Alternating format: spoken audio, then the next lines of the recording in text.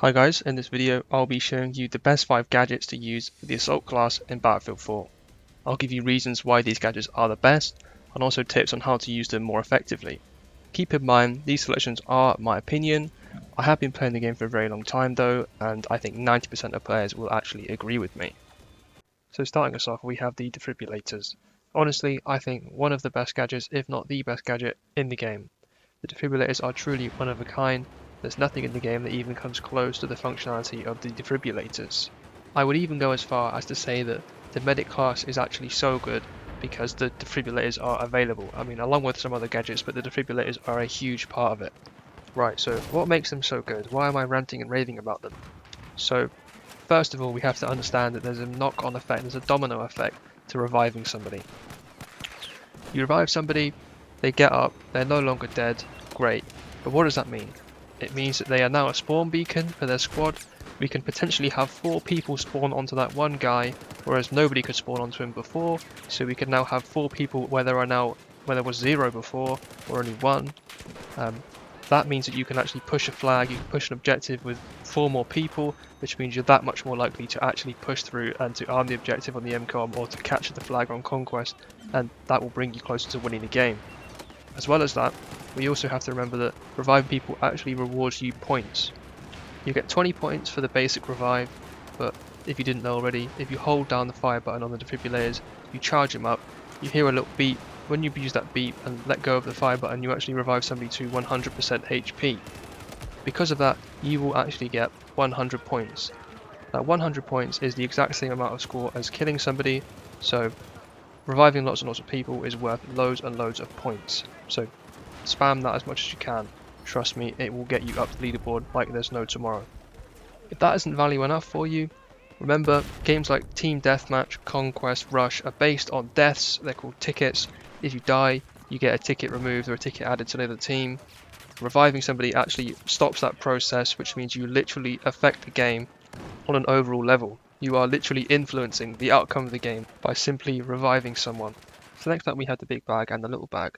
These both complete the same basic objective of healing you or healing other players faster than the natural rate of healing. However, they do have pretty significant differences that mean that they cater towards certain playstyles better in certain situations.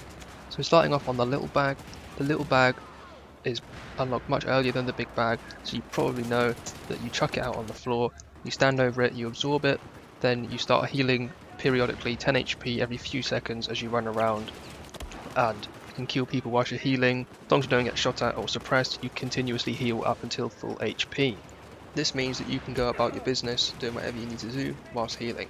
So you can gain points whilst you heal, you can kill whilst you heal, you can help your team whilst you heal.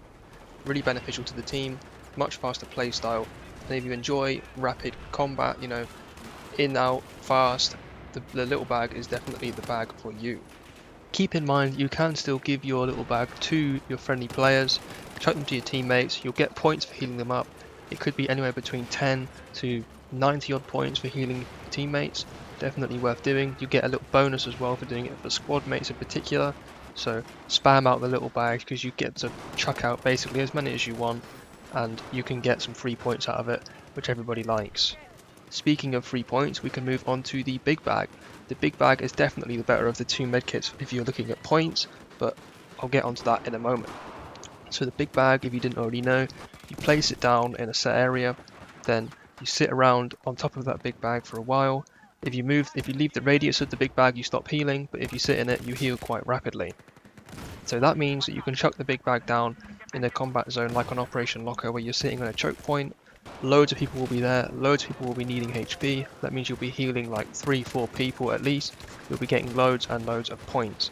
Definitely good for getting up on the leaderboard on maps like Operation Locker if you're not so hot aiming or just killing people in general.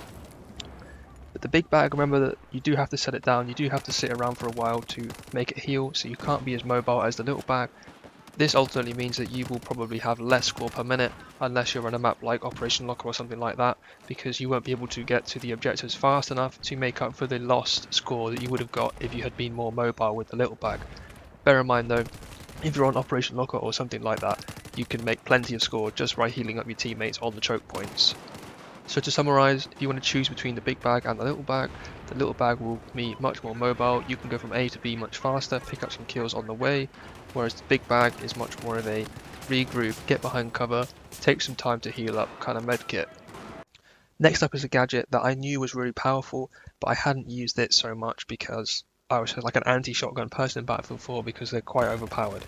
Now I'm over that, I don't care, if you can't beat them, join them. M26 is completely broken, it's so much fun.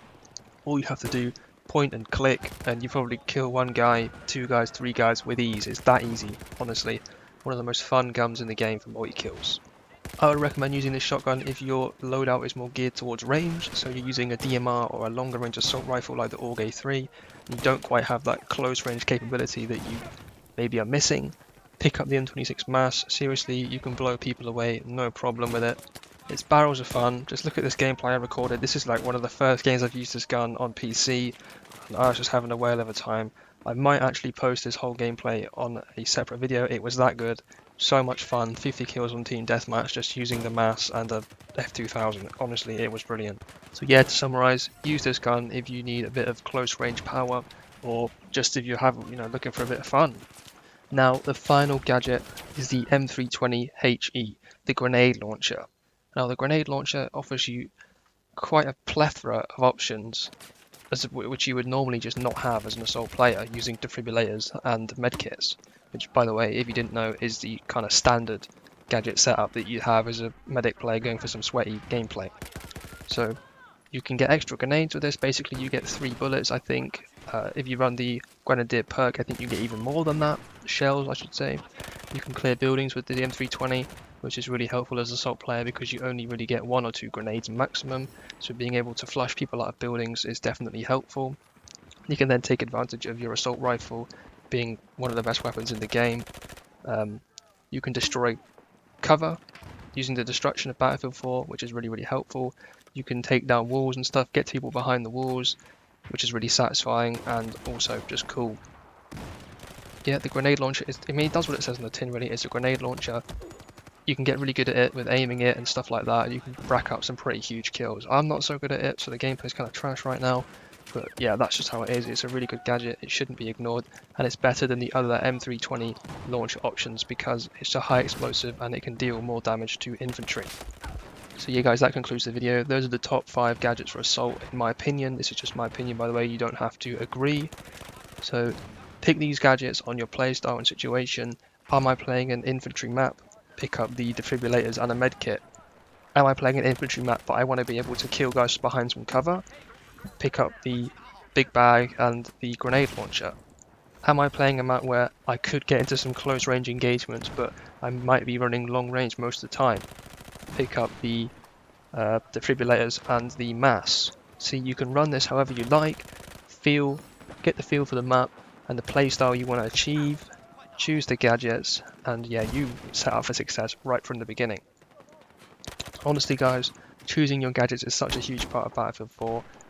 They definitely define the way you play the game, so be careful, but these are sure gadgets to increase your skill, score, KD, all of that good stuff. So yeah, if you learned anything new, make sure to subscribe with post notifications on so you don't miss another video. Like, comment, let me know if you disagree or you agree, all of that, and yeah, I'll see you next time.